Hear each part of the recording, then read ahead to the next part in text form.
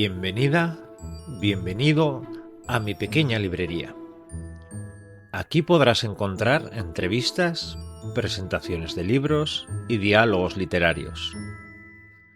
Todo ello sin mirar ni al reloj ni al calendario, porque las mejores entrevistas ocurren sin prisa y los mejores libros no tienen fecha de caducidad. Pasa, entra, al fondo hay sitio. Allí siempre ocurre lo mejor y lo más interesante. Al fondo de la librería.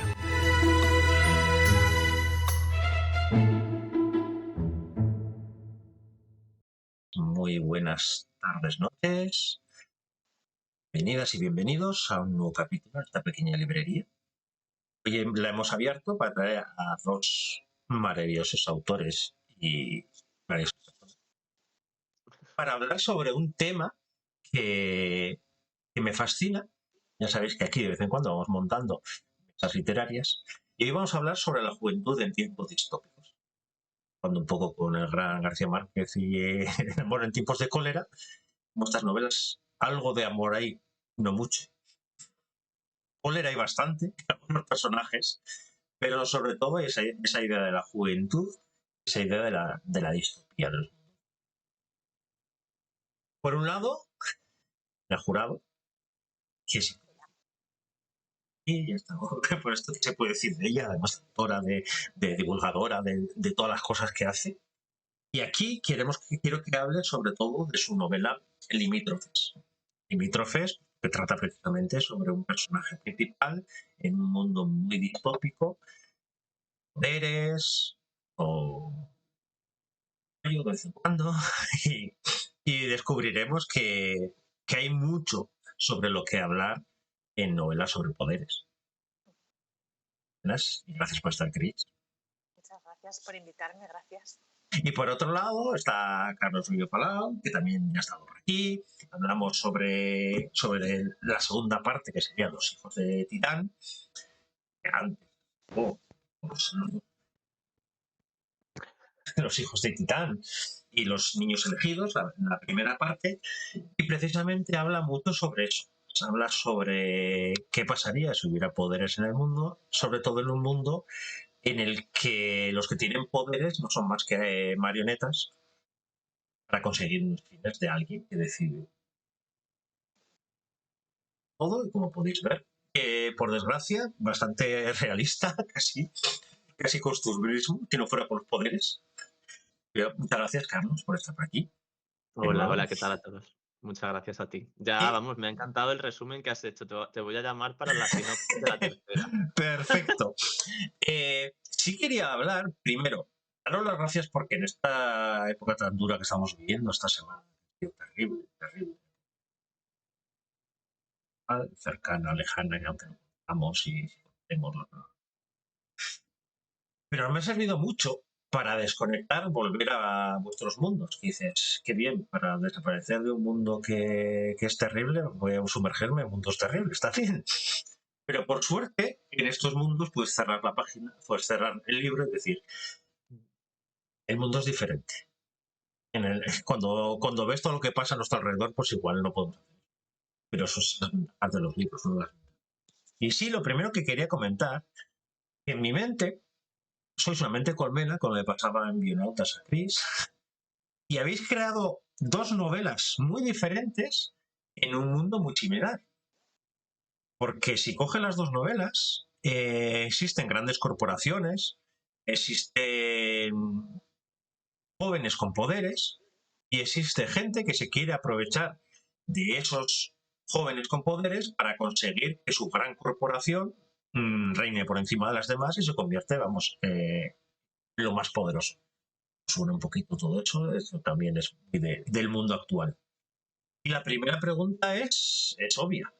¿Por qué jóvenes en tiempos distópicos? ¿Por qué los habéis escrito? ¿Esos jóvenes? ¿Qué os aportaba a esos jóvenes en los mundos distópicos? Bueno, es que es muy fácil para mí responder esta pregunta porque yo creo que ser joven es vivir en la distopía ya de por sí. Hablaba Foucault de un concepto que es la heterotopía.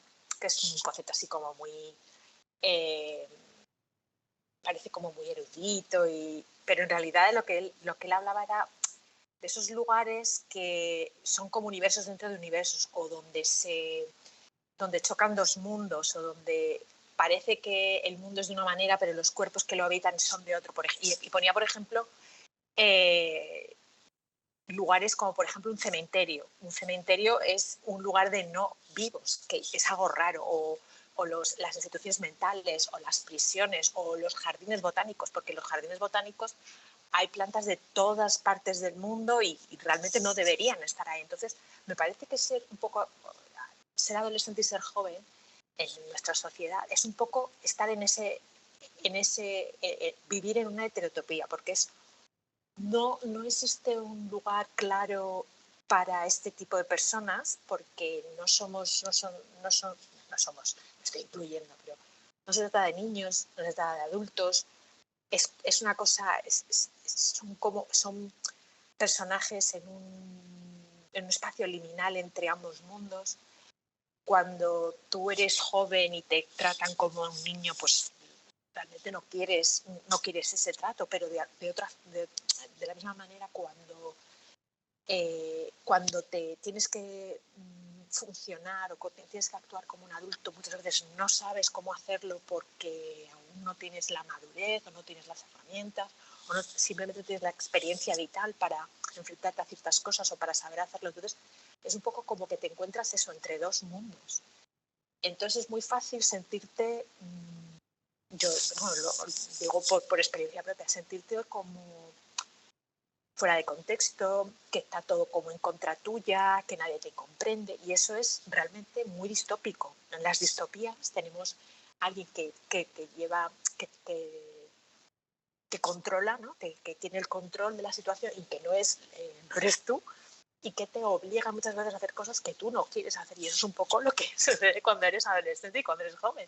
Ya Tienes ves. normalmente las figuras bien en tu familia o bien en otras instituciones que te rodean, que siempre te están diciendo constantemente qué es lo que tienes que hacer, cómo lo tienes que hacer, qué es lo que no tienes que hacer, qué se espera de ti, qué expectativas hay. Todo eso es muy distópico porque no hay prácticamente nada que esté bajo tu control. Quizás lo que puedes empezar a controlar es pues tu apariencia, y entonces experimentas con cómo te vistes, cómo te peinas, cómo ibas a ir. O sea, con ciertas cosas que es lo que puedes controlar hasta cierto punto, ¿no?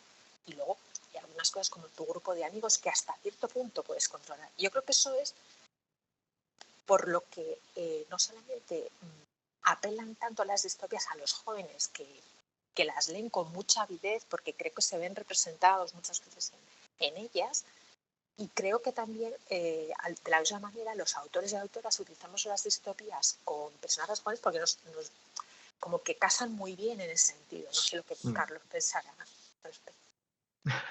Carlos. Yo pensaba que la pregunta que nos ibas a hacer era si nos conocíamos, Cristina y yo antes, por haber escrito, es verdad que una premisa tan similar de partida, pero que luego cada uno va por sus propios derroteros. Es verdad que es una premisa pues muy pues ya conocida y que muchos otros autores han explorado, pero es verdad que me hizo me impactó cuando Aris me escribió hace un par de meses y me dijo, ha salido esta novela que tiene mucho en común con Los niños elegidos, quiero que hagamos un programa con Cristina, y yo la busqué, no me había dado cuenta, es verdad que había salido en junio, hacía muy poquito, yo no tenía a Cristina, no la conocía, y cuando leí la premisa dije, pues ya está, siguiente lectura, no pasa nada.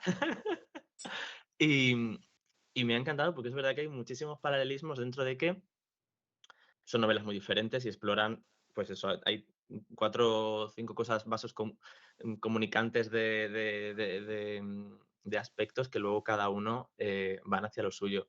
Pues mira, da la casualidad de que ahora el 27 de septiembre pasado estuve en Barcelona e hicimos una especie de tertulia con Carla Plumer y Max en Gigamés, y se titulaba La adolescencia y otros traumas en la literatura de género. Y ya pues bueno, ya te puedes imaginar, os podéis imaginar de todo lo que hablamos, porque también Max y Lucía en sus novelas pues pues también les gusta el drama adolescente. Y es verdad que a raíz de este tipo de mesas redondas, de charlas, tu programa, Aritz, es verdad que me encanta porque me obliga también a mí a pensarme y a pensar mis obras un poco desde fuera, ya desde una visión mucho más, pues mucho más mm, aséptica, de alejarme de la tarea de autor completamente y decir, vale, yo por qué elegí estos personajes para escribir esta historia. Pues es que la adolescencia es verdad que siempre es un terreno muy delicado o por lo menos yo lo viví así y me parece que es un ambiente que casa mucho con lo que acaba de decir Cristina. Es un no lugar porque no perteneces a la infancia y tampoco perteneces a la adultez. Es que a los niños también y a los adolescentes les pedimos como adultos que se comporten como nosotros, pero eso es absurdo porque no tienen ni las herramientas ni los recursos. Y al mismo tiempo, nosotros, yo creo que en el fondo nos gustaría, envidiamos mucho de lo que tienen ellos como niños y como adolescentes, un grado de libertad o precisamente, pues eso, no tener las ataduras que tenemos nosotros como adultos. Entonces creo que somos un poco perversos como adultos y, y de alguna forma les tenemos los subestimamos de alguna forma. Mm, yo creo que eso también no es todo, o sea, es culpa nuestra, somos responsables, pero esto viene evidentemente de mucho más atrás.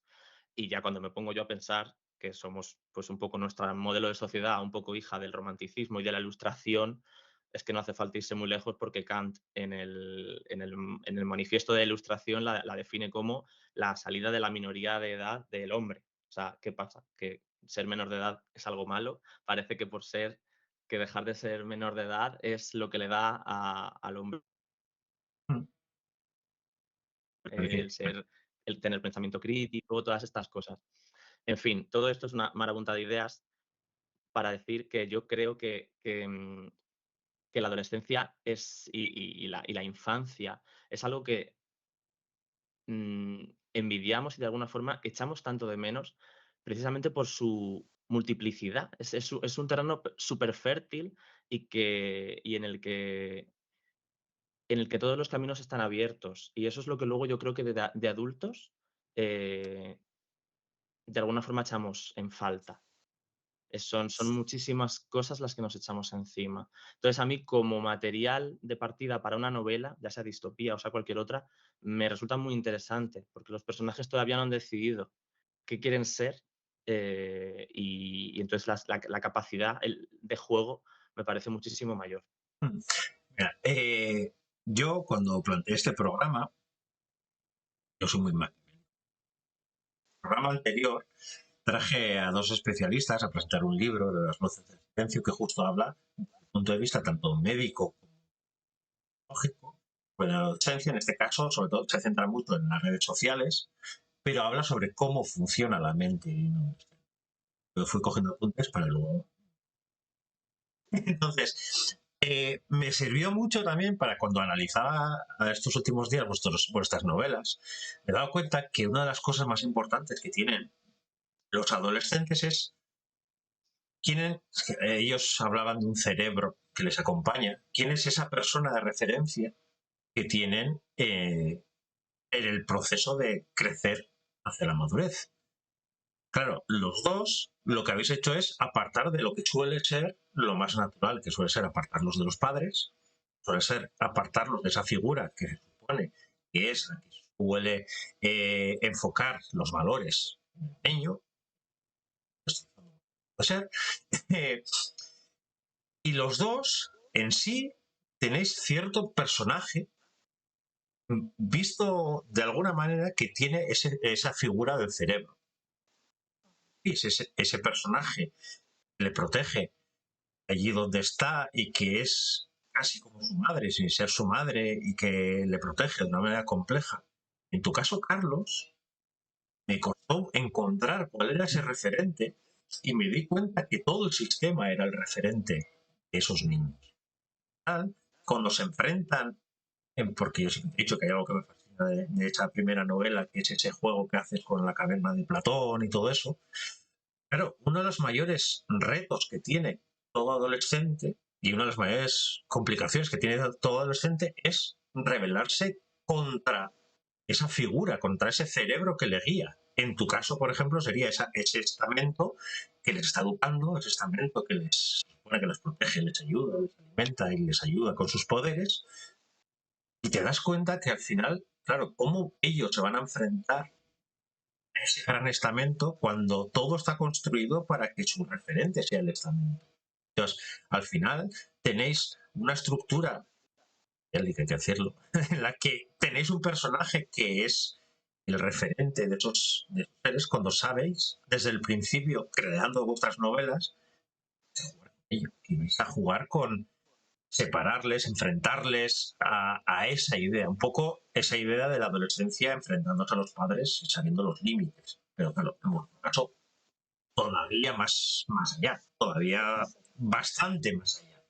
Entonces, unido a eso, yo lo que quería preguntaros es, cuando os planteabais estos personajes, ¿qué le aportaba a esa juventud y sobre todo, cómo fuisteis moldeando esos personajes para que fueran acompañantes de la historia, para que esa rebeldía que puede ser contra el sistema en el caso de Carlos o contra esa gran industria que aprovecha los poderes, como en tu caso, Chris, ¿cómo fuisteis moldeando esos personajes para que esos jóvenes se convirtieran también en esos símbolos de que buscáis para lucha o a veces también para lo contrario, para que sean, en tu caso, Carlos, hay algunos personajes que es asumir su papel, aceptar dónde están y decir, mi vida es esta. ¿Yo por qué me tengo que enfrentar a ella? Completamente entendible, como a muchos adolescentes es completamente entendible que pueden decir, mi vida es esta, no tengo por qué hacer una gran revolución. Total. Entonces, tengo esa sensación que siempre les pedimos eso, que sean esos grandes rebeldes, pero a la vez que sean rebeldes sin molestar. Entonces, ¿cómo jugasteis con esas bazas de decir, quiero que ese personaje me lleve a lo largo de la historia? Claro, es un personaje en construcción desde el principio, ¿no? En vuestra mente cuando vais construyendo el personaje. Entonces, ¿cómo es ese punto de decir, va a ser en construcción a lo largo de la novela, pero yo tengo que partir de un punto de cómo voy construyendo esa mentalidad de joven? ¿Cómo lo hicisteis? ¿Metisteis cosas vuestras? ¿Metisteis referentes de otras novelas, de otras historias? ¿O simplemente fue dar forma a unos personajes? ¿Qué necesitabais para contar lo que queréis contar? Carlos, para empezar. A ver, yo cuando empecé a escribir Los niños elegidos, es verdad que acababa de leer o fue enseguida, tenía como muy como punto de referencia El juego de Ender, que es una novela magnífica con personajes que son niños, es verdad que son niños superdotados, en una academia militar de élite, y yo tenía eso como esquema principal de que mis personajes iban a ser niños y adolescentes con poderes. Em, pero efectivamente, si lo pensamos en esa academia militar, a pesar de que son también niños superpoderes, o sea, están a merced de un bien mayor. Y tienen que dar el salto de fe, de confiar en esas personas, en esas voces autorizadas, en ese estamento que decía Saritz, de que lo que van a hacer es lo correcto y de que lo que van a hacer tiene un porqué que merece la pena. Eso por un lado. Y por otro lado, yo tenía un poco también mi propio viaje personal de joven nacido en el 91, que venido de una familia baja media sin estudios. Yo era el primero de mi familia que tenía un grado, matriculado en honor en bachillerato. De repente, el acabar una primera carrera científica, que bueno, por otro lado no me gustó nada, disclaimer, y que luego he hecho letras, disclaimer. Em, y salir al mercado laboral y a la vida adulta y darme cuenta de que había sido un poco faro de esperanza, no sé muy bien de qué, esperanza realmente, con el paso del tiempo y de terapia y de mucho reflexionar, mis padres no esperaban nada de mí y nunca se me exigió que yo tuviera que ser nada, ningún faro de esperanza, ni cultural, ni de conciencia de clase, ni de superación de ningún tipo de barrera, pero es verdad que yo el papel sí que lo interioricé de alguna forma. Y claro, cuando llega el momento en el que te das cuenta de que no puedes hacer muchas de esas cosas que tú esperabas que sí ibas a poder hacer y que creías que habían colocado esas expectativas sobre ti, ostras, el choque es brutal. El choque y el trauma, porque trauma también o sea, significa choque. Entonces yo quería todo eso concentrarlo en unos personajes y, pero multiplicar esa expectativa y esa capacidad de agencia, multiplicarla por 100. Y ahí es donde vienen un poco los poderes también. Em, es verdad que yo tenía, y en eso a lo mejor me adelanto un poco a la respuesta de Chris, pero tenemos la ventaja en ambas novelas que nos nutrimos de varios personajes. Es verdad que en Los niños elegidos no, que solo es narrador Kanae, pero en las siguientes, tú ya lo sabes, Aritz, sí, ya sí que hay mucha polifonía de voces y eso me permite que no podría prescindir de alguno de los personajes principales y continuar la historia con el punto de vista de otros. Entonces, esa evolución de los personajes, a pesar de que son personajes en momentos muy críticos y que se exponen a muchísimas cosas a nivel de salud mental muy heavy, y pasan cosas pues muy extremas porque estamos en una distopía y estamos en ficción y podemos jugar con los extremos, no, al final la fortuna de que es ficción, pues no pasaba nada. Podía efectivamente llevar esas consecuencias hasta el final. Y bueno, un poco, pues Cristina a lo mejor lo mismo, porque tenemos su novela Limítrofes, tenemos varios personajes, los capítulos van cambiando. Entonces, pero bueno, ya le cedo el testigo. ¿Es? Bueno, yo es que sí que los estaba pensando cuando estabas haciendo la pregunta y realmente no estoy muy segura de dónde viene ni siquiera la idea primigenia de escribir esta historia, porque la verdad que nunca pensé que, creo que alguna vez lo he dicho, nunca pensé que yo iba a escribir fantasía oscura. Pero bueno, se ha dado el caso. Y creo que sí que tengo que reconocer que quizás el punto de partida está en una novela que escribió y publicó la editorial hace unos años que se llama The Violin Century, que habla precisamente de chavales con superpoderes extraños. El protagonista es un personaje que es capaz de crear una niebla súper densa, entonces le viene muy bien para situaciones en las que tienes que escapar, por ejemplo, o tienes que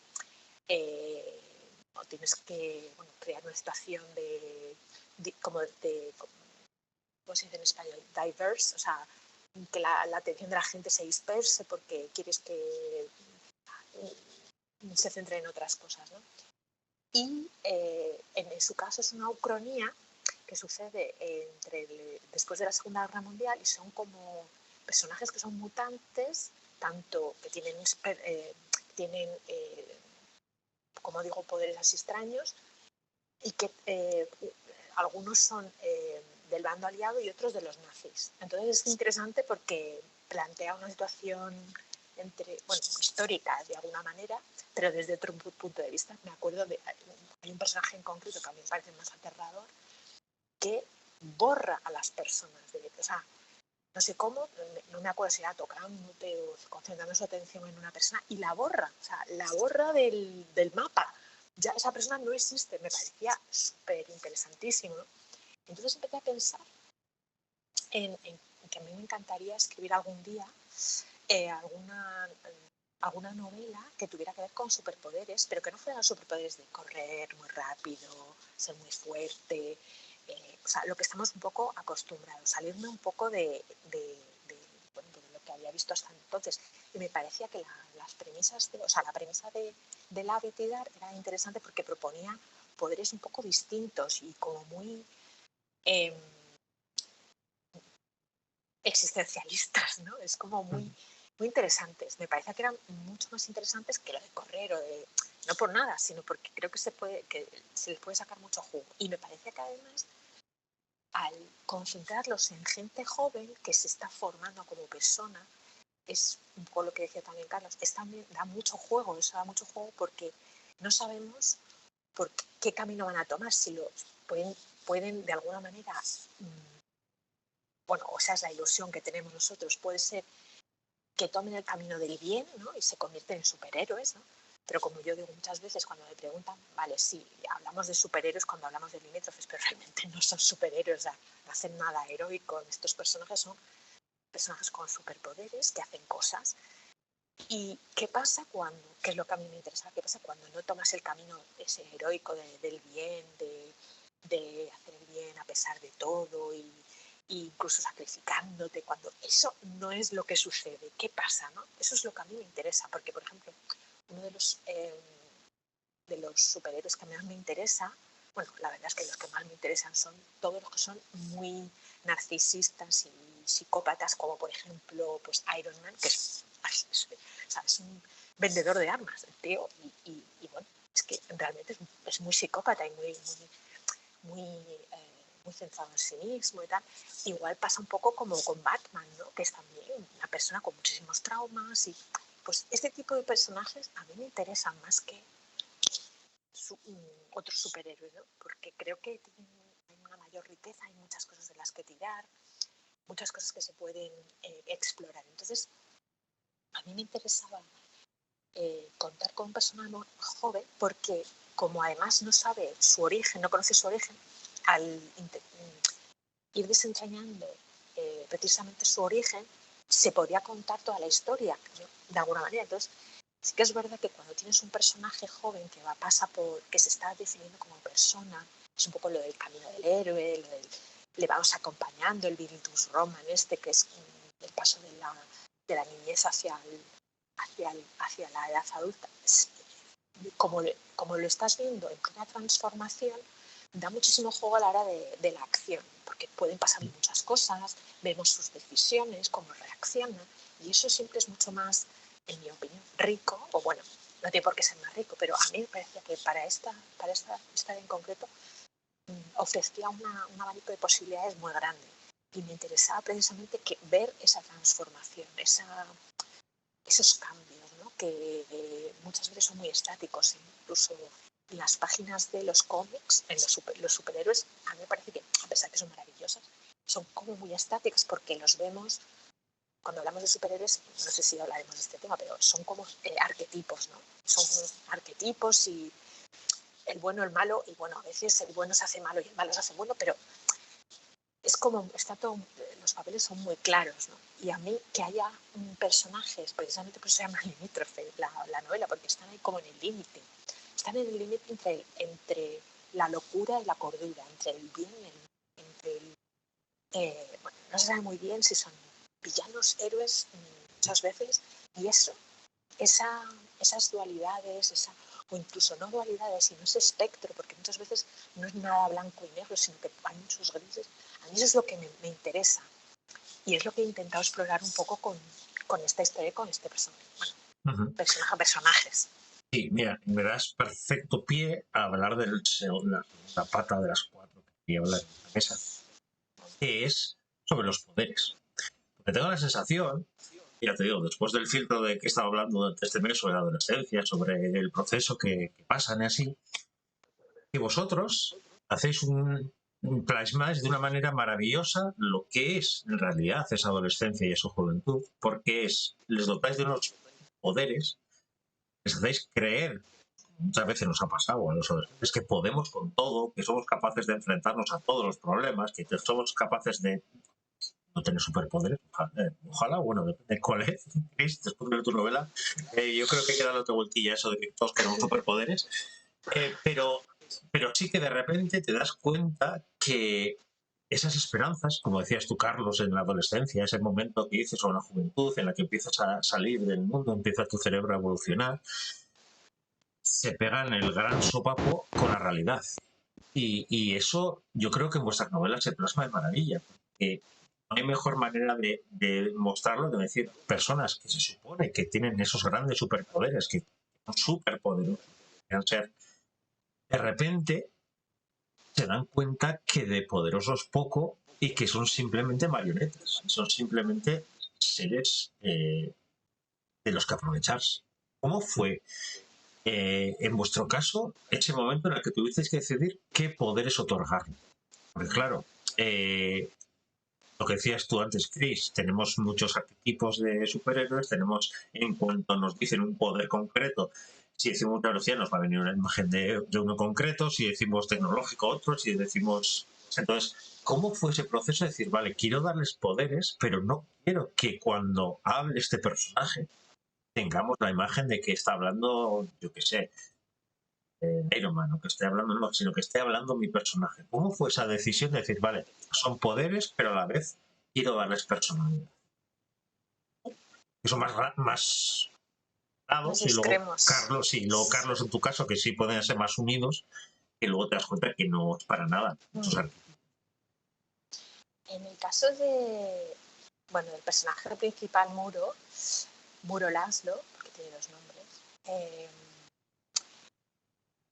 creo que fue porque le pedí a alguien que me diese una palabra y me dijo la palabra depresión. Entonces siempre me pasa lo mismo, intento utilizar las palabras que me dan, incluso la palabra, incluso tengo que decir desde aquí las gracias, agradecer a Susana Vallejo que me diera la palabra muro, porque le pedí una palabra, me dijo la palabra muro, y yo estaba buscando el nombre de mi personaje.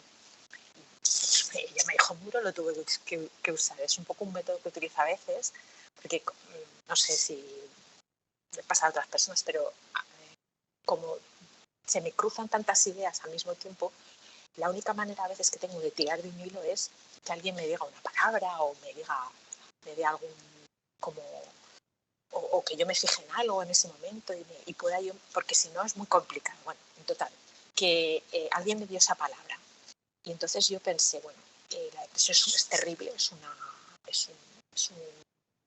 enfermedad mental terrible. ¿Qué pasaría si alguien tuviese la capacidad de contagiársela a los demás? Que eso se convirtiese como en un arma, se guaponizara, como se dice en inglés, ¿no? Que alguien intentara instrumentalizar esa capacidad para su propio beneficio. Me parece que es que no sé qué es peor, si tener tener ese superpoderes terribles, muy chungo, pero que además se utilice para lo que se utiliza en la novela, me parece incluso peor.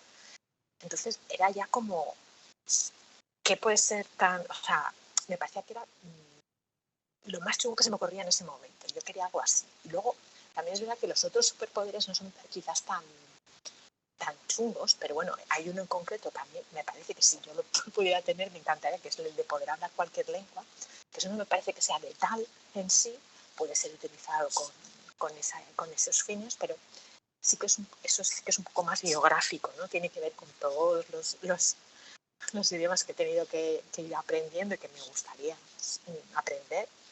Y bueno, eso sí que es un reflejo un poco de una serie de desafíos que he tenido en mi vida.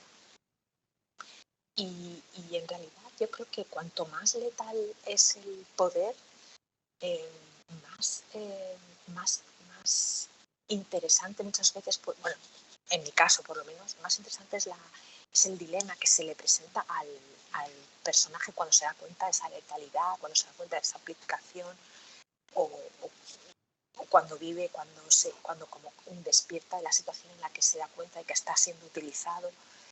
Y bueno, me gustaría decir que la novela tiene un final feliz, pero no es, depende, o sea, no es feliz, pero es quizás liberador. Sí, felino. Chris, no. Feliz no. Feliz no es. No. Liberador No. podemos discutirlo. Feliz Bueno. no. Ya asumámoslo. Carlos, en Pues tu yo caso. he de decir que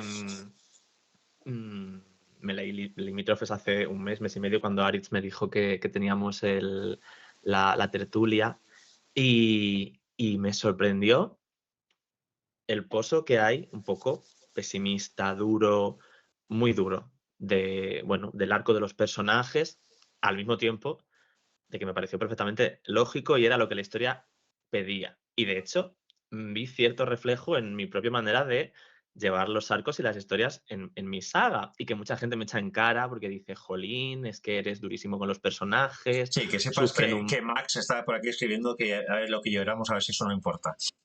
Que sí. que sufren un montón, y ya me estoy empezando no sé, me lo estoy empezando a creer. Pero es verdad que tenía, pues esta tarde preparando un poco, sobre todo las cosas técnicas, porque yo siempre he tenido problemas con las cosas técnicas. Hoy, primer día que no. Mira, voy a tocar madera. No Pero aparte, llamemos. voy a tocar madera, por favor.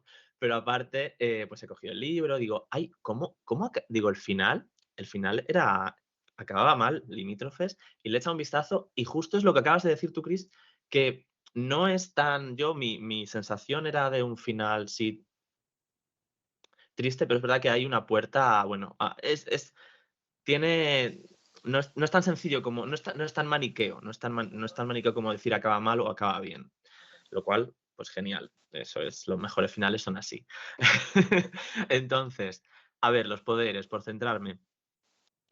Pues justamente cuando estaba antes también Chris diciendo la respuesta de antes, he pensado yo justo en los arquetipos de cómic, porque da la casualidad de cómo hace, ya no me acuerdo cuándo, porque como van las series tan rápido y todo, creo que fue Netflix o quién, no, fue Disney Plus que sacó una serie nueva de 10 capítulos de los X-Men, pero inspirados en la serie de los 90 original. Y la vi porque yo realmente los X-Men no vi los originales ni los cómics, sino que vi la trilogía de películas de los 2000 y evidentemente me impactaron y ahí hay un gran referente en lo que escribo, lo que hago y cómo lo hago. Pero no había leído el material original de los cómics y a raíz de esta serie remake dije, uy, pues voy a leer estos cómics originales y me compré un tomo así de tocho que es como pues todo los cómics originales de los 80, de cuando empieza, pues es de antes de que empiece como el guionista bueno, de verdad, que trae todas las historias que conocemos, que son las que hacen luego en esta trilogía de los 2000. Y realmente llevo leyéndolo el cómic todo este año, 2024, porque llevo 300 páginas de cómics y es que todo el tiempo pasa lo mismo, porque todavía no he llegado a cuando el guionista mejor coge la historia y hace como arcos un poquito más complejos y empieza un poco la era dorada de los X-Men. Estoy como en la previa. Y es que es verdad que esto es todo el tiempo un malo, van, siguiente, un malo, van, siguiente. Y eso está estupendo porque es la cultura pulp y es un poco, bueno, si hemos llegado a donde estamos ahora, que hay cierta evolución y hay personajes, pues eso, como los últimos superhéroes o personajes de ese tipo, tienden a ser, pues precisamente, bueno, tener más claroscuros, más matices, hay de todo, pero bueno, estamos un poco en ello y es precisamente, pues venimos de ahí, ¿no? Pero es verdad que no deja de sorprenderme y un poco quizá lo que yo quería hacer era pues coger toda esa cultura pulp, cultura pop, el cómic, el anime, que yo consumía, sí que consumía muchísimo anime en los 90, en los 2000, eh, y hacerlo, o sea, yo los poderes realmente, si he de ser sincero, yo los puse en mis personajes para mi disfrute, por el puro entretenimiento. Luego puedo hacer el ejercicio ya más consciente de que es una metáfora del poder y de cómo personajes tienen, bueno, la capacidad de hacer verdaderos cambios y entonces tienen en su mano, pues evidentemente una gran responsabilidad, ¿no? Como dice la típica frase. Pero he de ser sincero, yo lo que quería era también tener ese efectismo, esos fuegos artificiales, esa acción, porque yo mismo soy, mm, he sido consumidor de eso y lo he disfrutado muchísimo con muchísimas sagas de anime y de manga y también de novelas.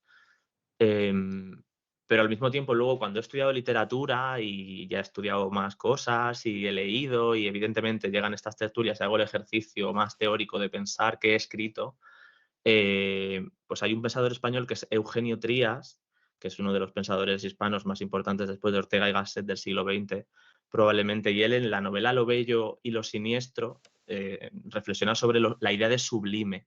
Y creo realmente que está muy relacionado esto con los poderes mágicos y con la magia en general y con los poderes de otro tipo, como pueden ser en nuestras novelas, que se les intenta dar una explicación más científica o bueno, no simplemente maravillosa, que ese es otro género, que es el de la literatura maravillosa o fantástica.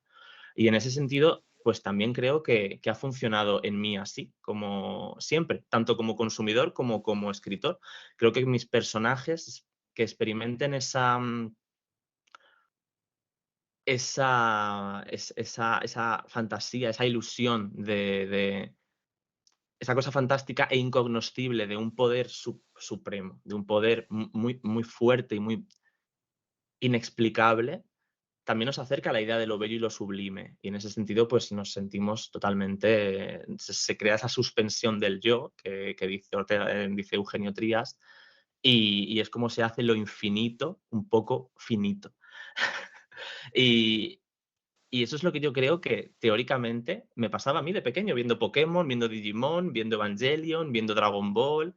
Y es un poco lo que yo persigo hacer también con mis historias. Luego, el por qué he escogido unos poderes u otros para mis personajes, pues es verdad que quien haya leído un poco la segunda novela ya se apunta a que hay una relación directa entre los poderes de mis personajes y, y un poco las capacidades, o sea, las aplicaciones biotecnológicas, industriales, comerciales, empresariales de esos poderes al mundo, a la empresa.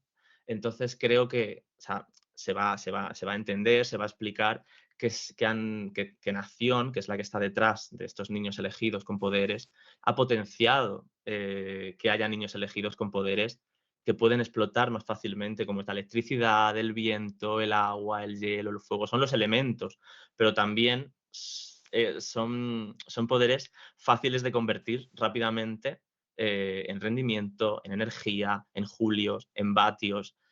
Y ahí la saga va en esa dirección. A lo mejor quien lea Los niños elegidos todavía no se da cuenta porque no está todavía eso ahí, pero va hacia allí.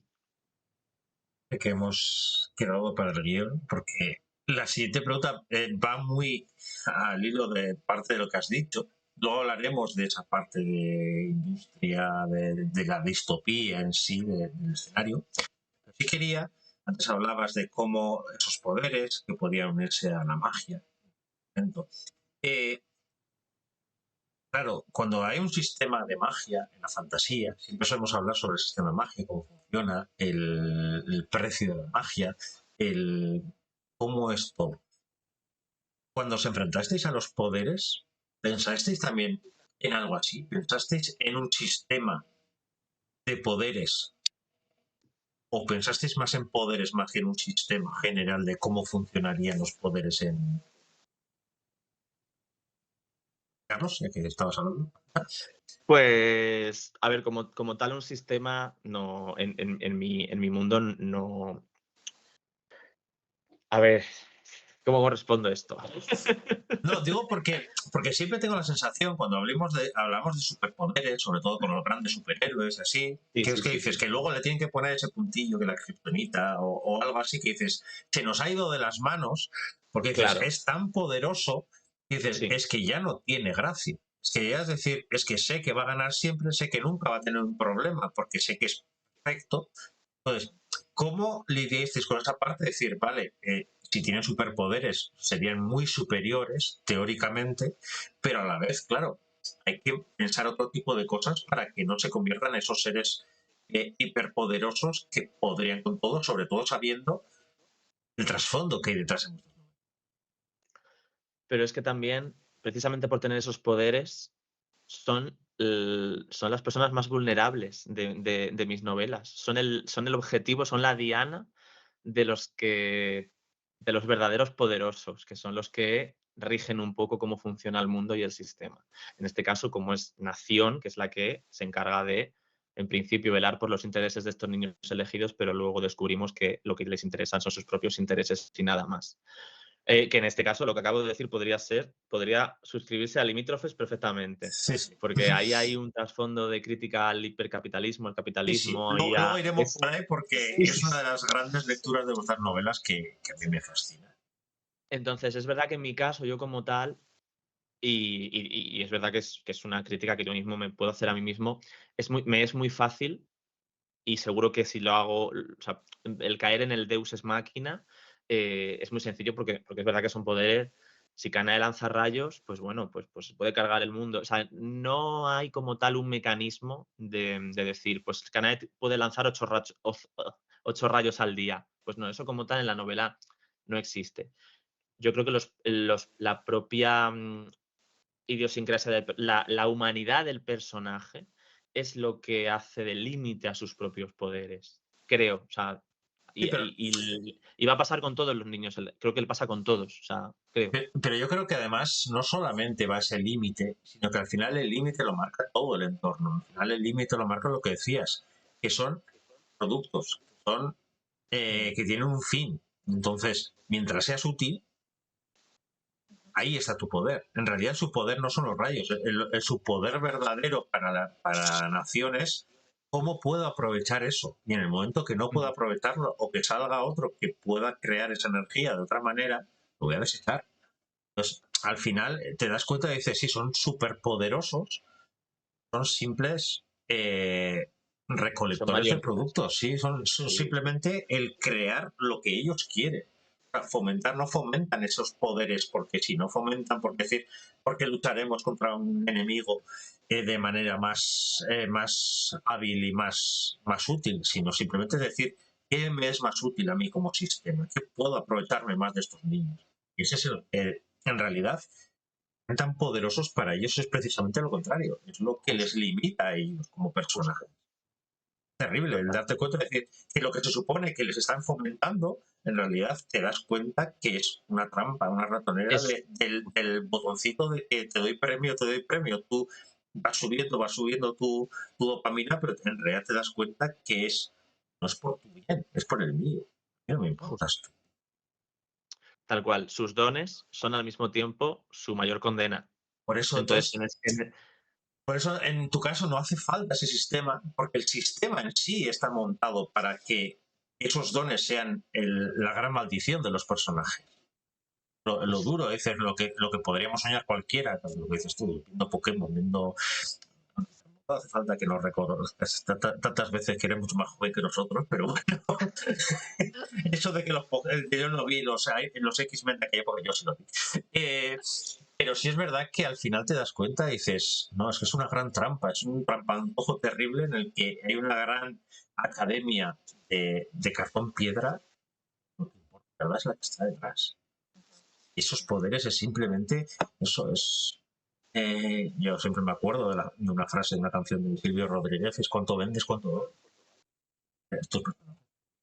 vende, cuánto vale, cuánto me ofrece, y en tu caso queréis más o menos lo mismo, desde una óptica mucho más Sí, terrible de personajes, pero pero, sí es buscar cómo puede pero en el ser caso ese de, poder útil para mí. sí, pero en el caso de en Limítrofes, todas las personas que tienen poderes pagan un precio muy alto. Hmm. O sea, Muro no puede tocar a nadie, y claro, eso le impide formar relaciones duraderas y con sentido y con significado, ¿no? Significativo. Por ejemplo, la Bocas no puede guardar secretos y eso pues la mete muchísimos problemas.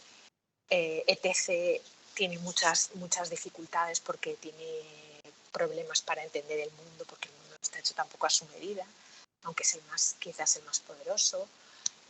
Corky tiene un problemón cada vez que utiliza sus poderes porque le entran unas migrañas que, por cierto, yo como paciente de migrañas es otra parte biográfica que entra en la novela.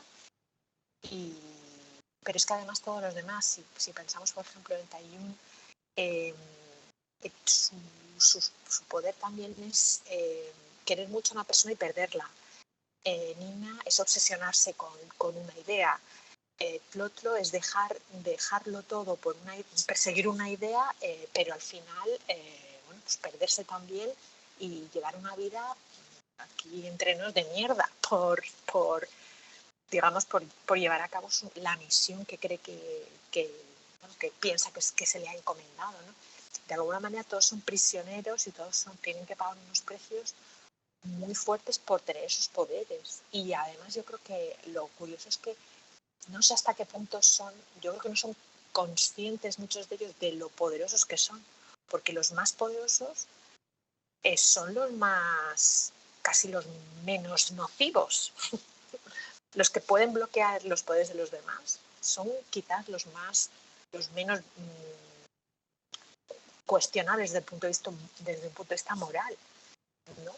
Y sin embargo, podrían hacer muchas cosas y no las hacen. Entonces todo eso, a mí, yo no quise nunca crear un sistema en sí, pero sí sabía que había una contrapartida, porque si tú haces por lo menos yo es lo que pienso, si haces un personaje que sea capaz de tener un superpoder increíble y no haya algo que le dificulte un poco el camino, a mí me resultaba muy poco creíble, primero, y segundo, muy poco interesante.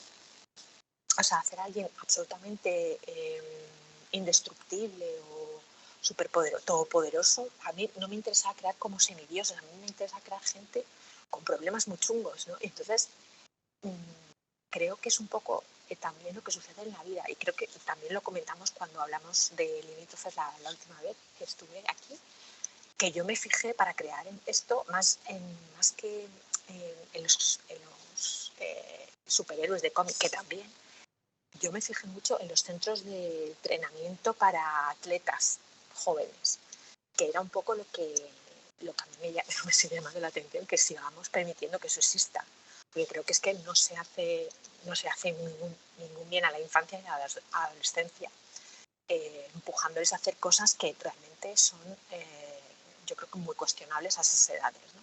Pero bueno, entonces toda la gente que se ha dedicado al deporte de élite desde muy joven, luego ha contado cosas que le han pasado y problemas que ha tenido a nivel psicológico e incluso físico, y que está ahí, o sea, eso está ahí. Bueno, cada vez van saliendo más testimonios. Entonces, a mí me parecía que era lógico aplicar esa contrapartida a los superpoderes, pero nunca lo planteé como, pues tengo que crear me pasa un poco como Carlos, que no empecé, pues esto tiene que ser como Brandon Sanderson, que tengo que crear un sistema de magia y que me cuadre todo.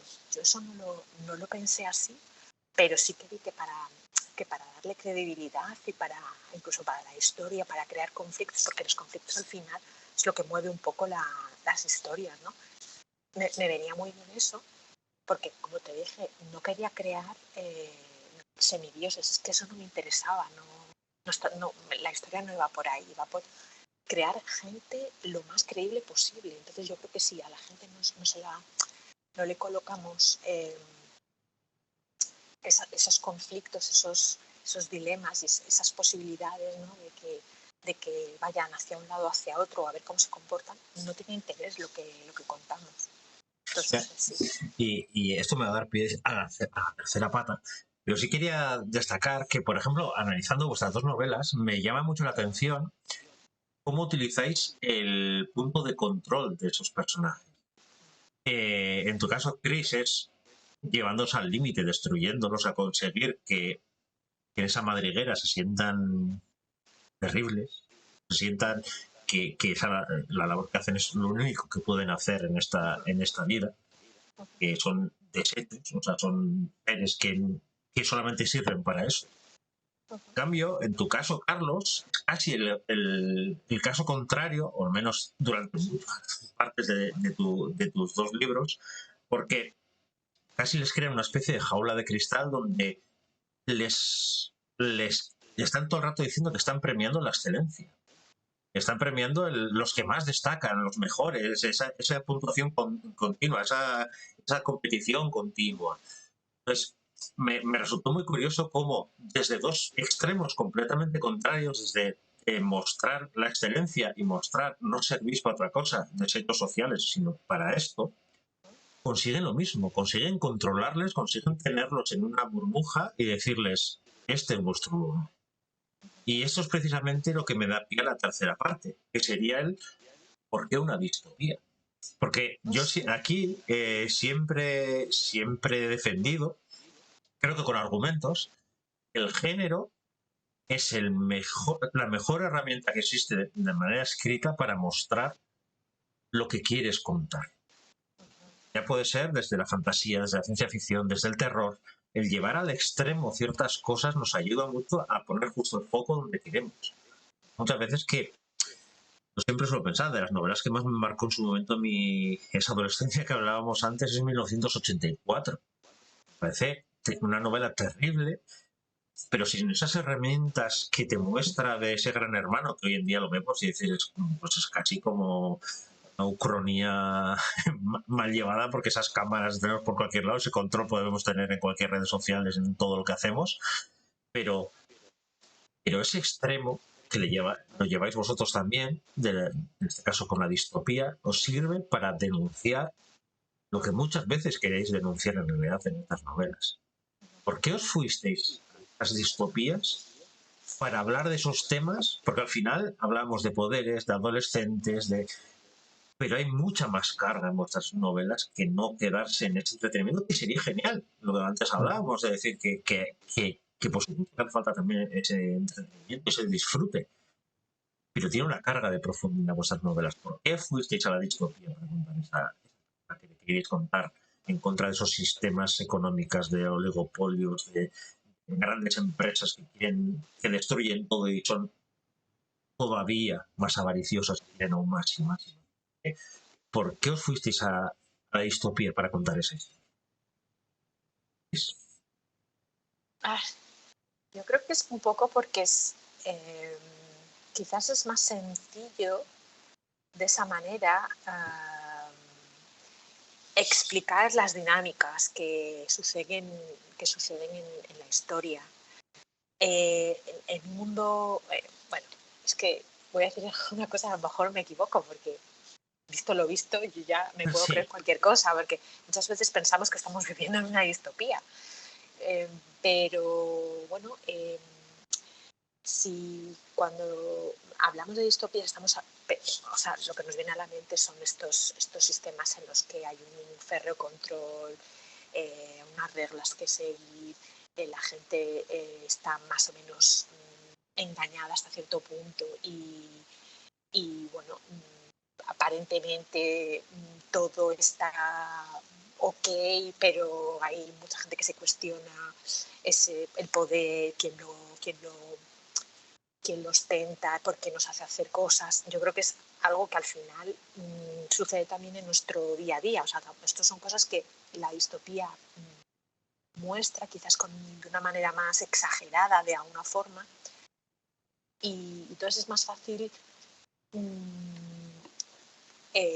señalar a quienes ostentan el poder, quienes manipulan, quienes luchan contra esa manipulación o no, quienes siguen las normas porque les conviene. Todo eso es como más fácil en un sistema como la distopía, que es como es mucho más fácil, yo por lo menos lo siento así, es mucho más fácil presentar un sistema social donde parece que todo va bien, pero sabes que no todo va bien porque ves cosas que no, o sea, porque te están contando cosas que son terribles, ¿no? Pero eso, si tú, por ejemplo, piensas que la madriguera puede existir en España actualmente, te parecería horrible, ¿no? Y yo creo que nadie estaría éticamente, socialmente, estaría perseguidísimo, ¿no? Sin embargo, en la novela, digamos, se acepta de alguna manera, o por lo menos nadie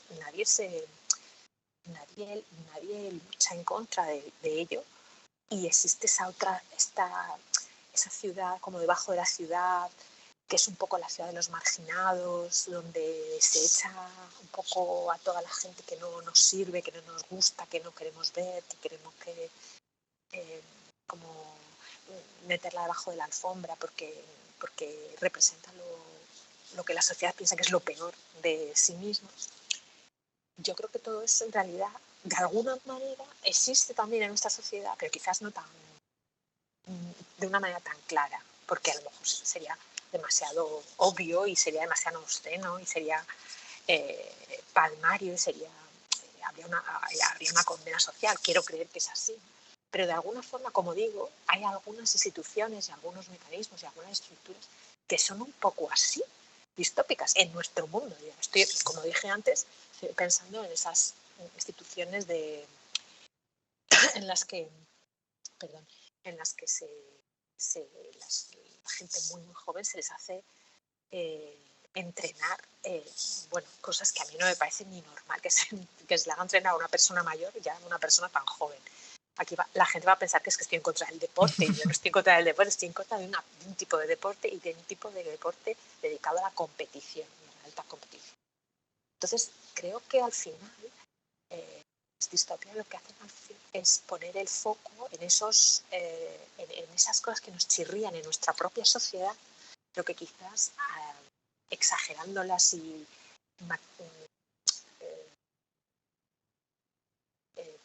poniendo de relieve ciertos puntos, somos capaces de exponerlas más claramente, porque si no, pues puede incluso, ¿cómo se dice en español? O sea, puedes llevarte a ni siquiera a cuestionarlas, incluso a racionalizarlas, incluso a pensar, bueno, esto no debe ser tan malo. Y creo que si las exageras un poco, eres capaz de ver lo negativo incluso con más fuerza, con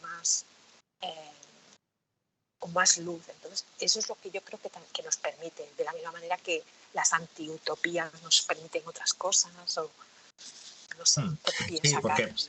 porque además, hablando un poco de lo que decías, es verdad, por desgracia, en el mundo, ese límite que hay entre lo permitido y lo no, lo polémico y lo no, por desgracia, muy, muy, muy, muy fino. Podríamos hablar Exacto. desde Guantánamo, que dices, qué barbaridades se hacen ahí, pero yo no las veo. Pues se supone que es para un bien mayor, las permito. Entonces, al final, Cualquier zona de conflicto que podemos pensar exactamente, ahora, cualquier sí, guerra, claro. cualquier Gaza, dice no, porque está luchando la democracia contra los. O sea, jugando con ese tipo de herramientas, los medios juegan con eso, para acercarnos a conflictos, pero no desde el punto de vista de contar lo que está ocurriendo, sino contar una narrativa. Entonces, yo tengo muchas veces la sensación que eso bebe de la literatura. Bebe de cómo en la literatura se ha hablado de ciertos temas y se tergiversa absolutamente todo para que sea digerible para ciertas personas y decir, bueno, Justificable era un vamos a poco la justificar palabra que quería o por utilizar. lo menos hay cosas peores. Y como hay cosas peores, pues bueno, tampoco está tan mal.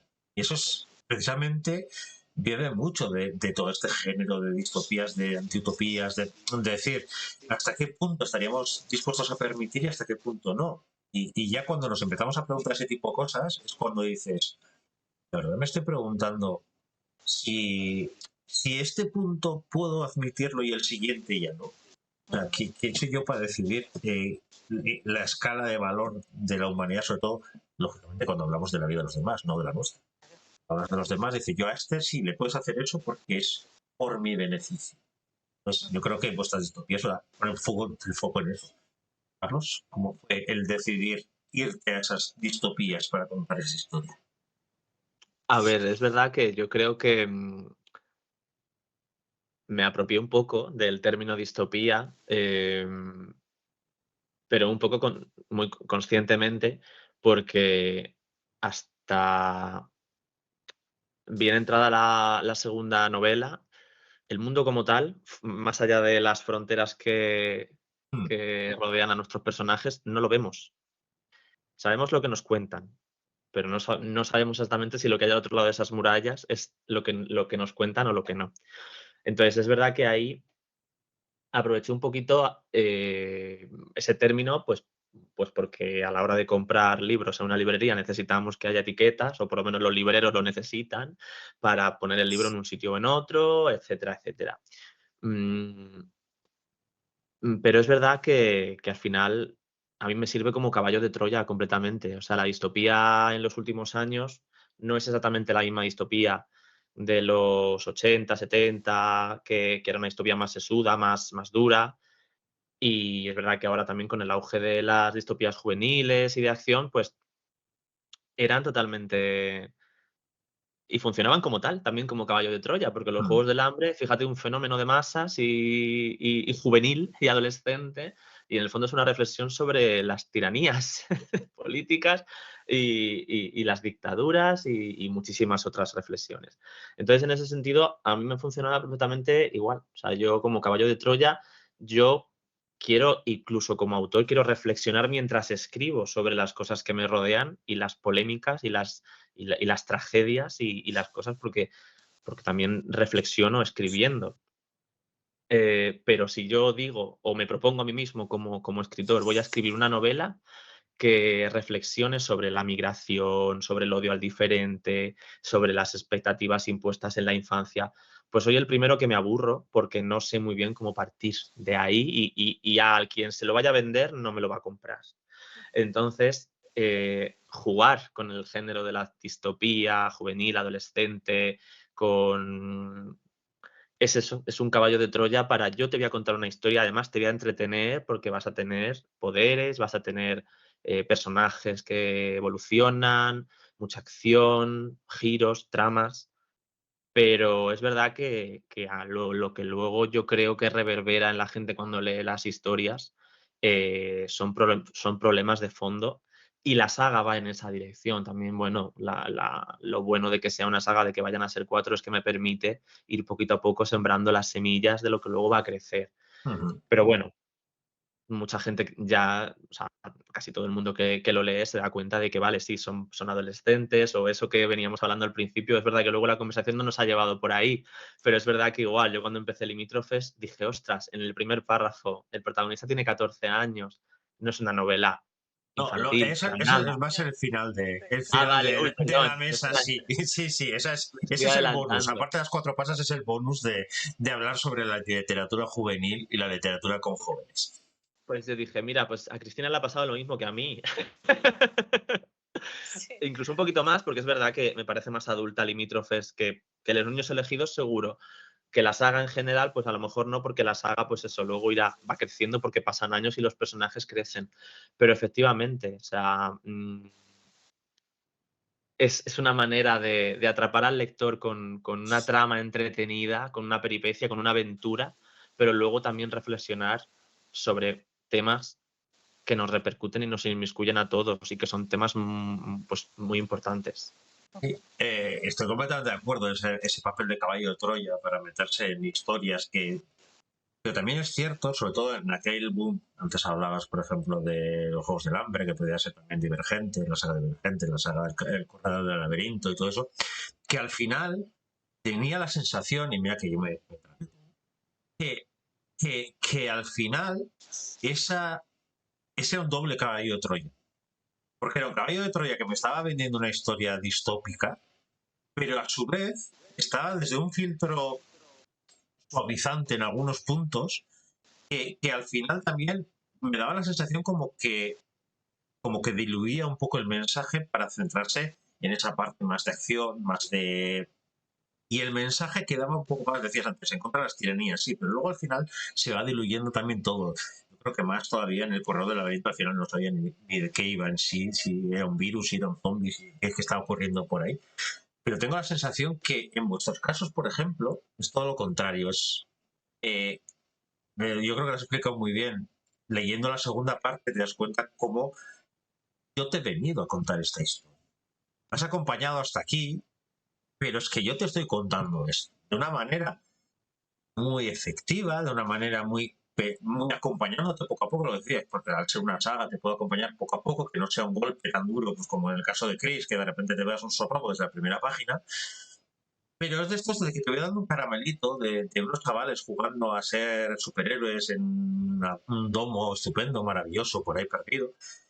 Poco a poco te has dado cuenta, vas rascando y dices, ostras, que aquí me está hablando de mucho. Y yo, cuando estudiaba arquitectura, me acuerdo de una de mis mayores obsesiones, punta, iba a ser cuando veías esas grandes ciudades imaginadas por grandes arquitectos de rascacielos gigantescos, que podían ser los planetas de Star Wars, todas esas torres gigantescas, que siempre vemos lo que ocurre ahí arriba, lo que ocurre en esas naves que atraviesan justo en la azotea, ahí es el palacio, no sé qué. Yo siempre solía pensar y decía, ¿y qué pasa cuando cae algo abajo? ¿Quién vive ahí abajo que no llega ni el sol? ¿Quién vive ahí abajo y cómo viviría esa persona, esa lucha de Jedi y planetas y todo esto? Alguien que está ahí abajo. Tengo la sensación que vuestra visión, por eso os decía que está muy unido en las dos novelas, son un poco mostrar lo que hay arriba y lo que hay abajo, un poco cómo funciona la maquinaria del poder, en tu caso, Carlos, allá arriba, y en el caso de Chris sería esa parte baja que no conocemos, esas cosas que no sabemos y que no queremos mirar, porque al final es como muy sucio, es muy oscuro, y esas luchas de poder, esas luchas de matar a la competencia de esto, pues al final es un poco jugar con eso. O sea, habéis ido un poco a los dos extremos para al final contar lo mismo, contar esa misma historia de ese capitalismo atroz que cuesta por todo, que acaba con todo, que quema todo el mundo. Y es terrible el ver cómo desde ópticas tan diferentes se puede mostrar esa terrible que es el mundo hoy en día y cómo nos devora todo. Y esa es la última pata que vamos a ir, es hablar de la salud mental. Chris está muy marcada la novela desde el principio, claro, el personaje y su gran poder es la depresión.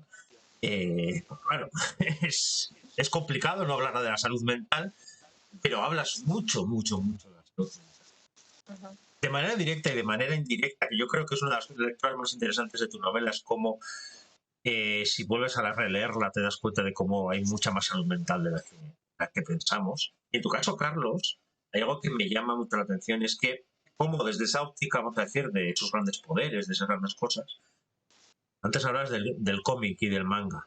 Tengo la sensación en un momento en tu segunda novela, ya hablamos en su momento, que es esos momentos heladores que de repente que se paran todos y de repente todas las viñetas se convierten en blanco y negro y se quedan todos con los ojos en blanco y asustados y dices, aquí ha cambiado todo. Y hay algo que me gusta muchísimo en las dos novelas, es que las consecuencias. Es algo que he hecho mucho de menos.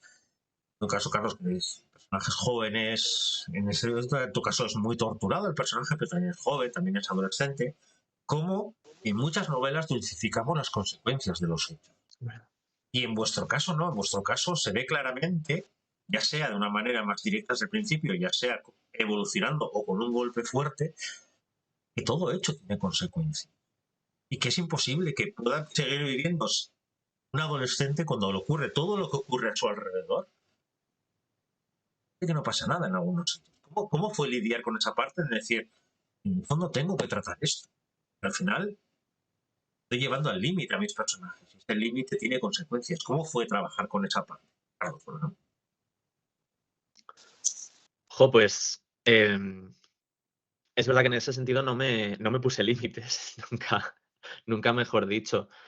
Tenía muy claro que sí, o sea, que mis personajes no les podía salir todo bien, no podían salir indemnes de todas las misiones, entrenamientos o cuando ya en un momento dado en la segunda novela, pues ya todo ya se precipita y deciden escapar. Bueno, en la primera también, cada vez de un sitio diferente.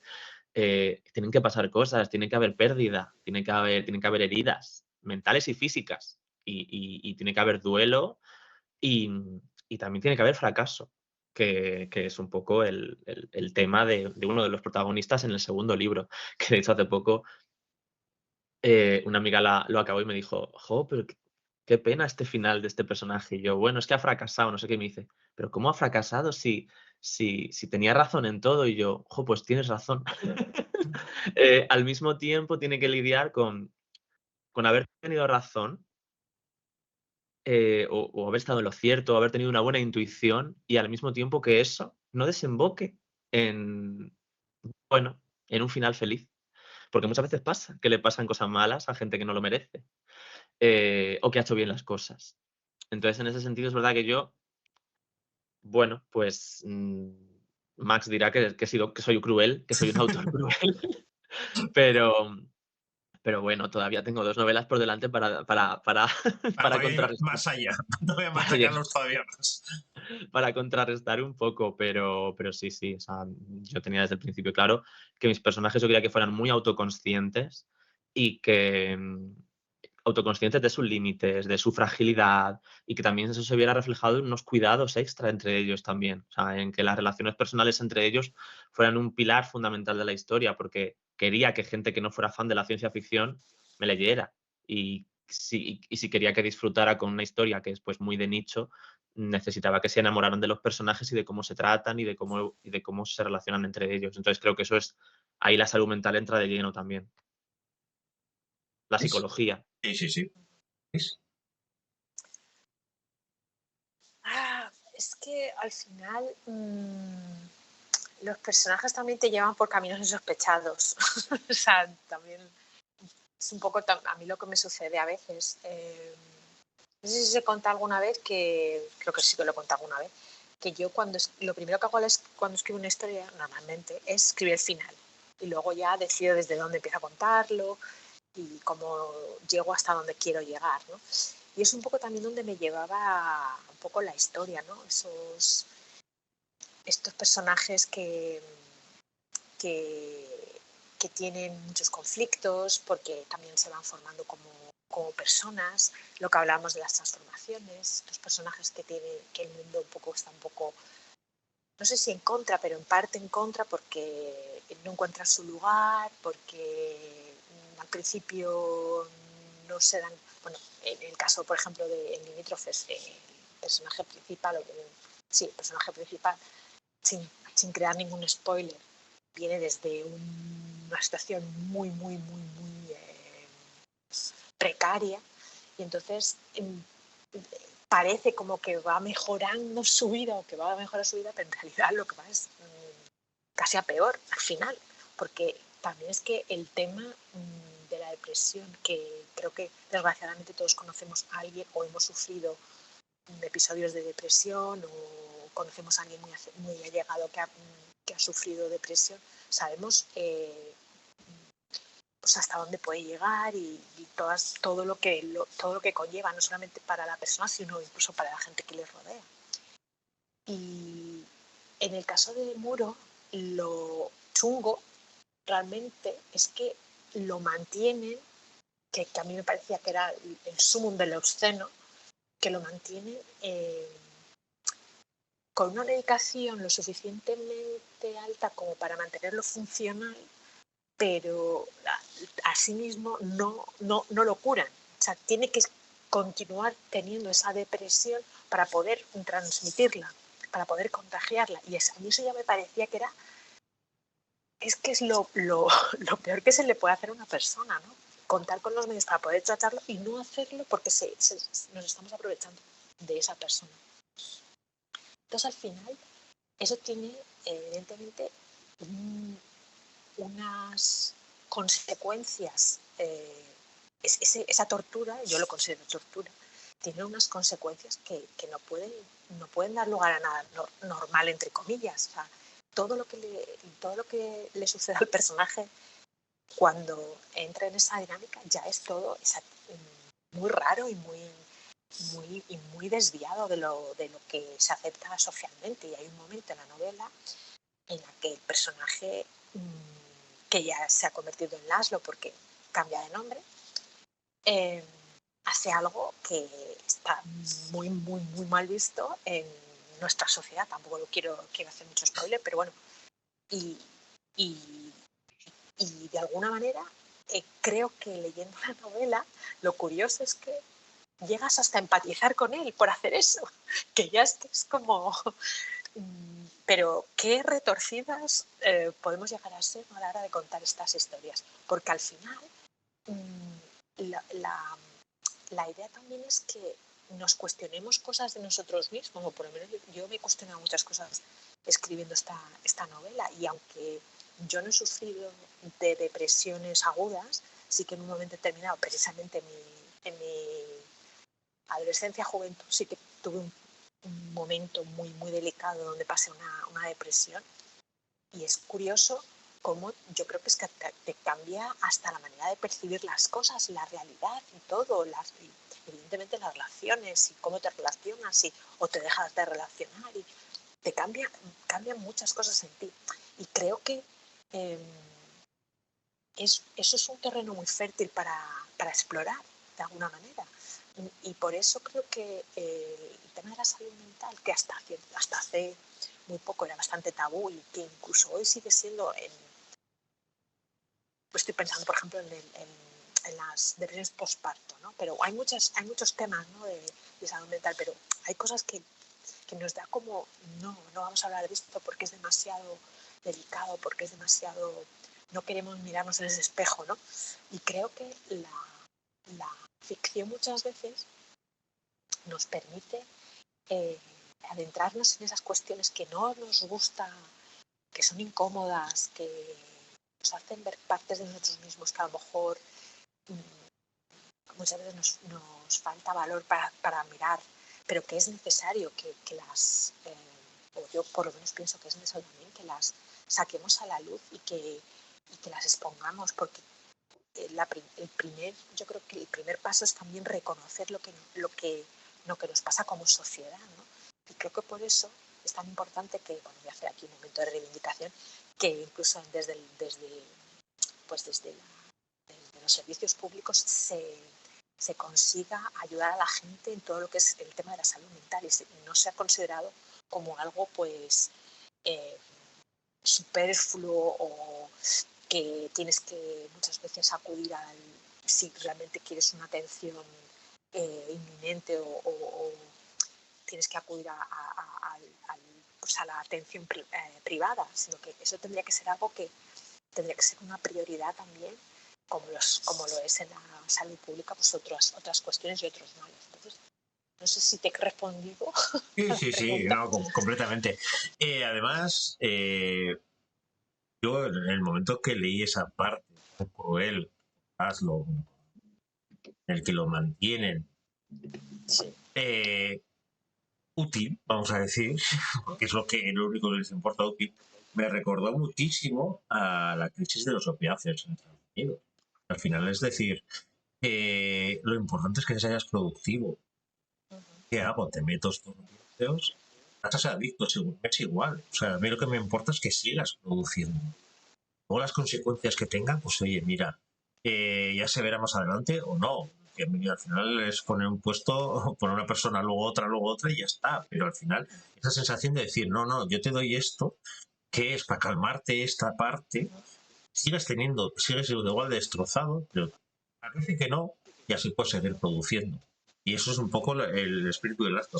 Y luego, en cuanto a la salud mental, tenéis un punto muy parecido en las dos obras, no vamos a dejar de decir nada, pero en un punto en el que justo cuando aparecen los dos ambientes, sobre todo en tu caso, Carlos, en el segundo libro, cuando crees que todo va funcionando, cuando ves que todo es una burbuja en la que parece que los personajes por fin se están sintiendo cómodos, se están sintiendo, no voy a decir ellos mismos, que en tu caso es muy complicado que sea el mismo, pero sí parece que tiene una zona de confort, por lo menos, que ha podido encontrar, la rompéis por completo. Y con eso rompéis absolutamente la psique de los personajes. Al final rompéis, los destrozáis por completo y los aterrizáis en la realidad y decís, ¿pensabais que esto era broma? Pues no.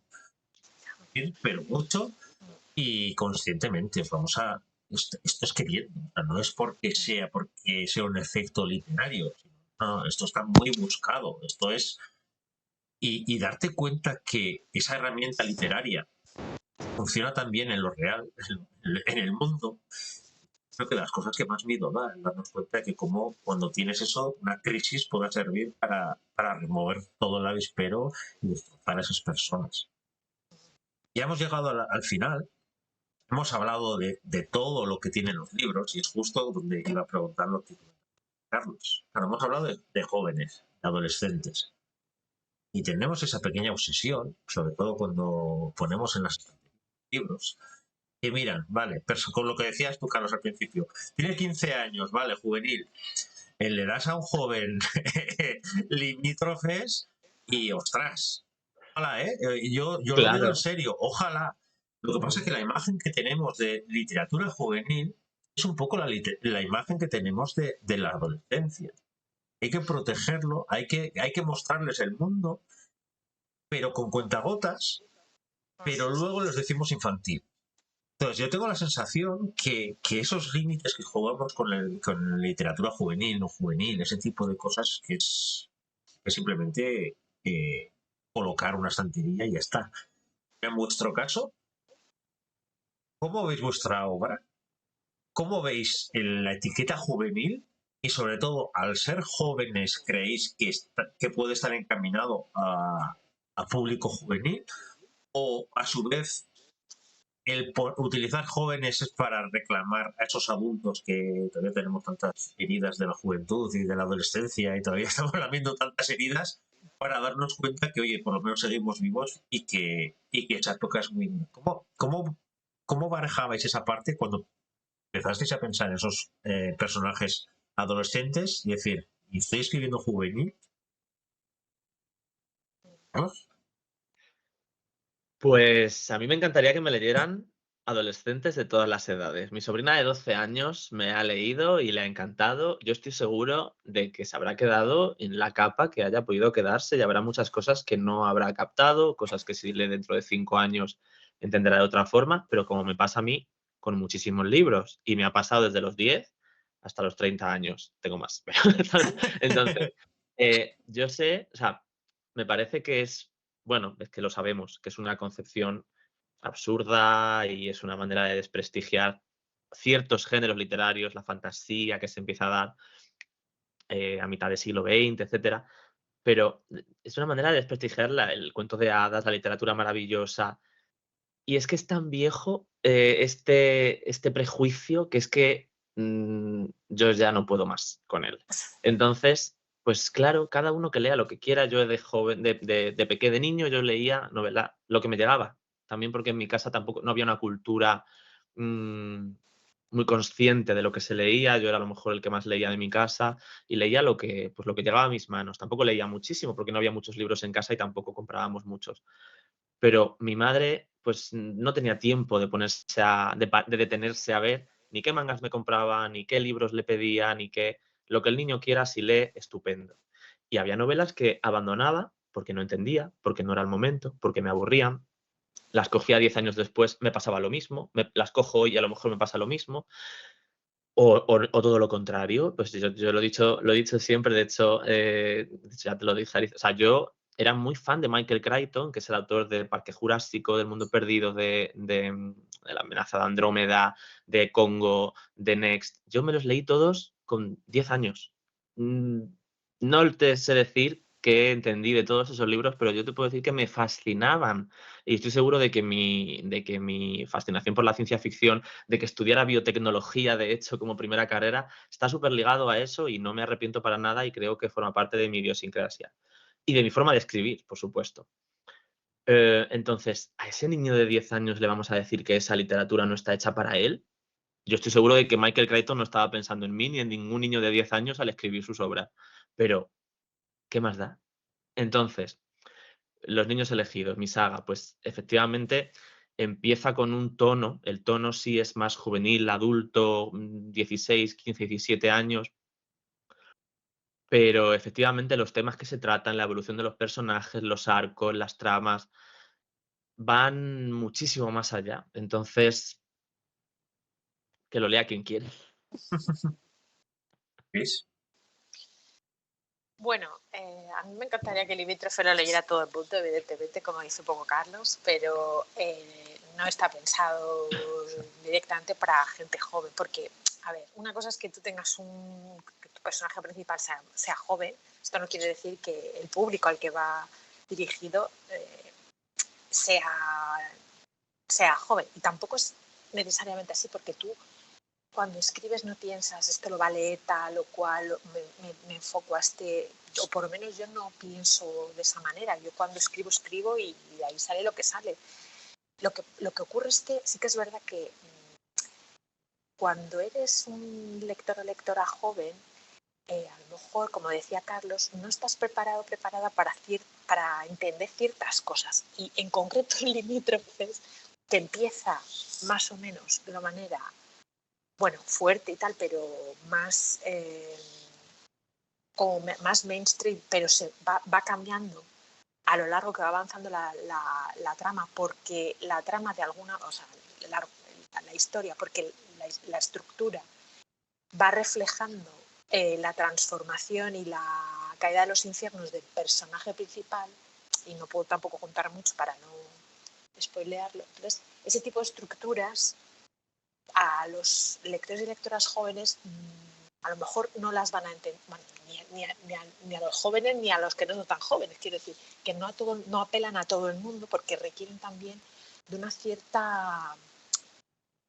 bueno, pues de una cierta sensibilidad literaria para poder entender que esa estructura no está ahí porque sí, sino que es un espejo de la historia de alguna manera. Entonces, tampoco yo diría que es una novela experimental, pero sí que tiene ciertos aspectos que no la hacen quizás muy mainstream, a pesar de lo que yo he escrito quizás sea de las cosas más mainstream que he escrito. O sea, imaginaos, ¿no?, cómo he llegado más. Pero me refiero al tema incluso de la estructura. Entonces, sí que es verdad que yo no la definiría como una obra juvenil, aunque la gente joven, pues, o sea, no sé, a partir de la adolescencia lo pueden leer. Es verdad que hay algunos temas muy duros que tienen que ver con la salud mental o con las relaciones familiares y tal, que bueno, incluso con las relaciones interpersonales, yo diría que si no tienes a lo mejor cierta información, pues quizás no lo entiendas o no puedas entender por qué qué relevancia tiene con respecto a cualquier historia, no solamente esta, sino a cualquier historia, lo que significa, ¿no?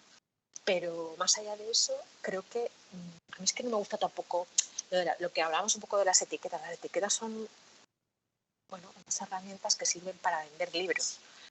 Pero como yo por lo menos que escribo, es que no sé muchas veces ni cómo calificarlo, ni cómo describirlo, ni qué etiqueta ponerle que no se le caiga enseguida, pues yo animo a la gente que se lo lea y que le ponga la etiqueta que quiera, pero es que yo no diría que esto es un libro para jóvenes, o sea, no, que lo puedan leer, sí, todos no, van a gustar, pues probablemente le chirría a mucha gente pues por eso, porque además también cuando eres muy joven, yo recuerdo, cuando era muy joven era muy impresionable, a lo mejor había cosas que no entendía, pero había otras que me impresionaban mucho porque no había leído nada parecido. Estoy recordando que leí Lolita de Nabokov con 12 o 13 años y no entendí lo que luego entendí más tarde porque yo no entendía lo que se decía entre líneas, no lo entendía en absoluto. Lo que sí que me parecía que era un hombre muy pesado, ese hombre, con esas Bueno, chavalas. entendiste bien. Entendí, sí, algo, a ver, pero también es que yo era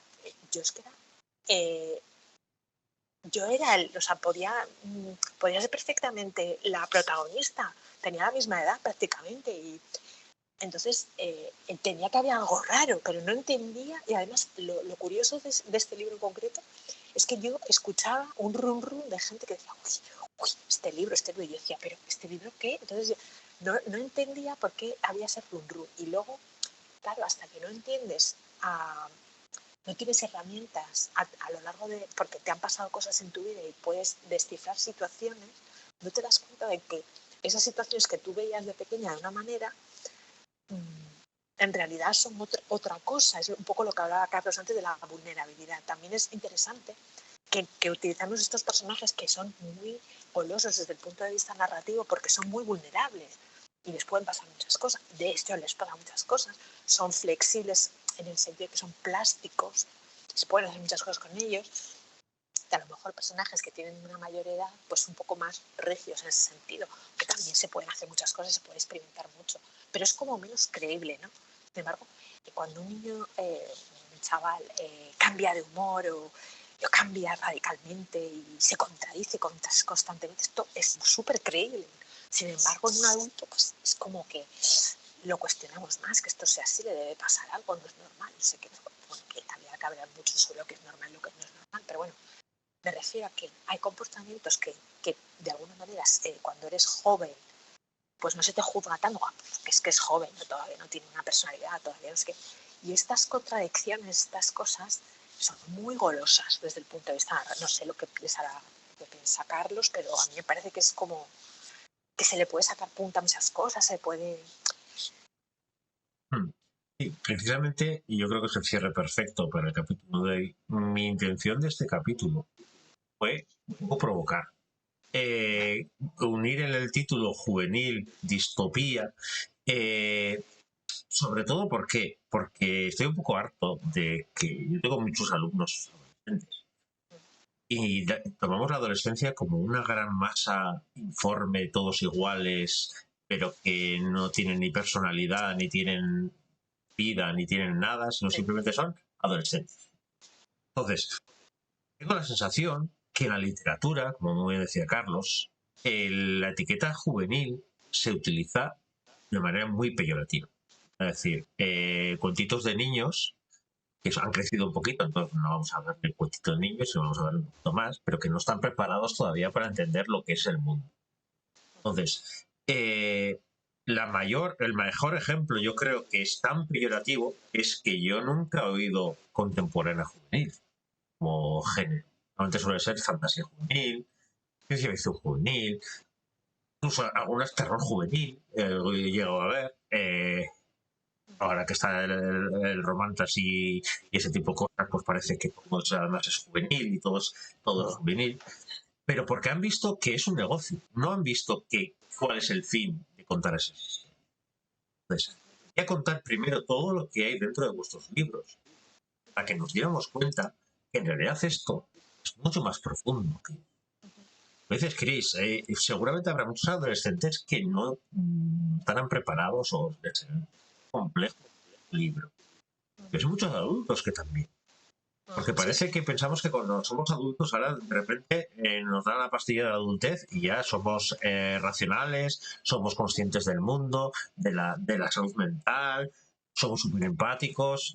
No se me ocurre casi más, hay gente menos empática que un adulto, sobre todo con los jóvenes. Entonces, quería provocar esto, sobre todo para darnos cuenta que primero, cuando veamos un personaje joven, no sabemos. Es cierto que hay novelas que requieren algo más, pero requieren algo más de personalidad, vivencias, de crecimiento de la persona. Y eso no lo marca la edad, la vida de esa persona. Gente que ha vivido una burbuja y que no está preparada para leer limítrofes en su puñetera vida. O hay gente que está tan encerrada en su mundo que no va a estar nunca preparada en eso porque no entiende la empatía de los demás. Algo imprescindible para entender la crudeza del limítrofe. Entonces, os quería invitar a los dos precisamente porque tengo la sensación, primero, que son dos novelas en un mismo mundo, con dos ópticas diferentes, con dos evoluciones diferentes, pero que tratáis de hablar del mundo desde ópticas distintas, desde los poderes, desde coger herramientas que muchos jóvenes pueden entenderlas incluso mucho mejor que los adultos. Cuando le metas poderes a una persona adulta de decir, esto son cosas de niños, no te das cuenta que en realidad te está contando muchas otras. Entonces, por ello que quería hablar de todo para luego acabar en este punto para decir, vámonos de puñeteras etiquetas, vámonos de decir que esto es para jóvenes, no. Yo siempre suelo decir, la etiqueta como mucho es a partir de, y cada vez más tiene que ser a partir de ciertas vivencias más que a partir de cierta edad.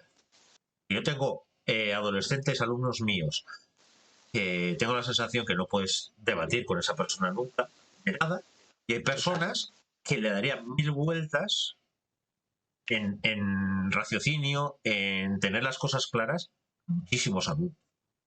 Entonces, tenemos esas etiquetas de una santa vez, nos damos cuenta que, muy bien hacéis vosotros, habláis de jóvenes porque es el lugar perfecto para entender vuestra historia, para entender el proceso que siguen esos personajes. No porque está dedicado a un cierto tipo de persona, no, al revés. O sea, es precisamente los adultos, cuando lean vuestras novelas, era un sopapo de realidad. Yo venía aquí a pasármelo bien con superpoderes y de repente, ¿qué ha sido de esto? Que de repente estoy aquí con un dramón que no veas y estoy sufriendo como un perro, como bien decía Max, lo que lloras por los personajes.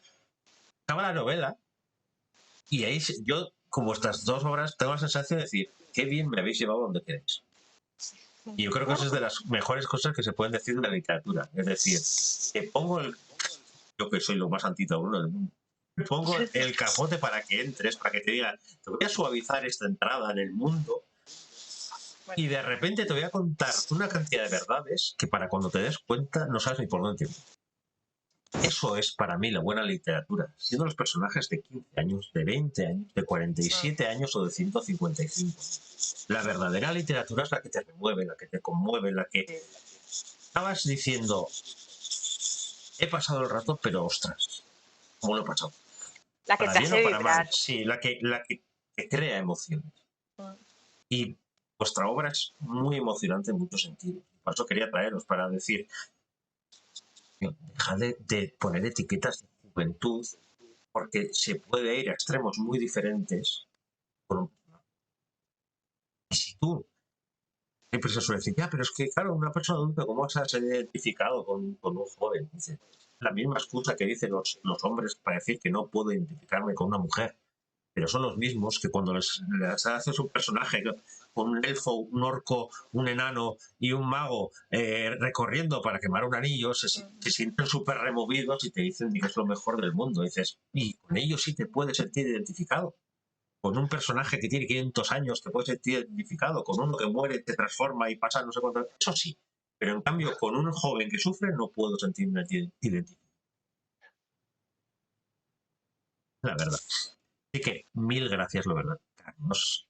Chris, ha sido un placer enorme otra vez teneros, una gozada escuchar, porque las charlas van mucho más allá de mucho vanidad. Y en estos mundos y en estas épocas y en estos días que echamos mucho de menos la humanidad, encontrar gente que a través de los libros, a través de contar historias, te cuenta esa humanidad, te agradece mucho. Muchas gracias a vosotros. Maravilloso. Yo estaría en un sitio. Así que volveremos a vernos en otros momentos, en otros lugares. Mil gracias, Carlos. Gracias. Muchísimas gracias a ti. Mil gracias, Chris. Gracias a todo el mundo que está aquí, en la pequeña biblioteca. Y me despido con una frase siempre de un amigo de Chris, de Jesús Cañadas. Buenas noches y buenos libros. Chao. Chao, gracias. Hasta luego.